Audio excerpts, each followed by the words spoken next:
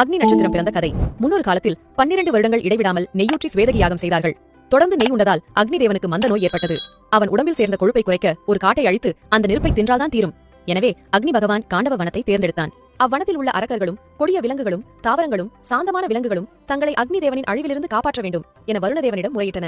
அக்னி, உங்களை ஒன்றும் செய்யாமல் நான் காக்கிறேன் என வருணன் கூறினான். இதையறிந்த அக்னி கிருஷ்ணரிடம் ஓடி, நான் காண்டவ வனத்தை அழிக்க முடியாமல் வருணன் கனமழை பெய்விக்கிறான், என்னை காப்பாற்றுங்கள் என முறையிட்டான். கிருஷ்ணன் அர்ச்சுனனை பார்த்தார். அர்ச்சுனன் அம்புகளை சரமாரியாக எய்து வானை மறைத்து சரக்கூடு கட்டினான். அப்போது அக்னி தேவன் தன் 7 நாக்குகளால் வனத்தை எரிக்க முற்பட்டான்.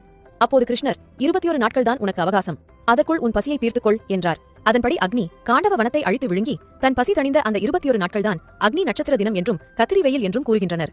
அக்னி நட்சத்திர நாளில் முருகனையும் மீனாட்சி அம்மையையும் வழிபடுவது நல்லது. பரணிக்குரிய துர்க்கையையும் ரோகிணிக்குரிய பிரம்மனையும் வழிபடுவதுடன் கிருத்திகைக்குரிய தேவதை அக்னியையும் வழிபட்டால் நற்பலன் கிடைக்கும். அகமும் புறமும் குளிரும் வண்ணம் தருமம் செய்து இறைவனை வணங்கி வழிபாடு செய்து